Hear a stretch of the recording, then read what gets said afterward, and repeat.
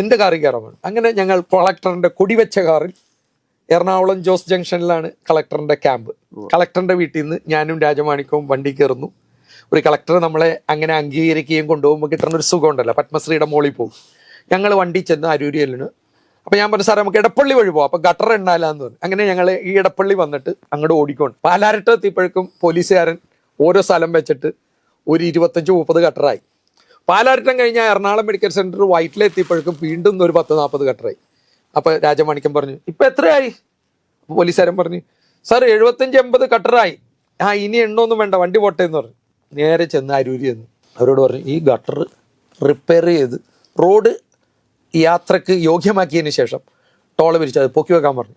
3 സാധനം ഇങ്ങനെ പൊക്കി വെച്ച് കയറിട്ട് കെട്ടി കളക്ടർ ഒരു വെള്ള പേപ്പർ എടുത്തിട്ട് this toll not to be collected until and when repair എന്നും പറഞ്ഞ് എഴുതി സ്റ്റാമ്പ് ഒട്ടിച്ച്. സിനിമയിൽ സുരേഷ് ഗോപി ചെയ്ത പോലെ.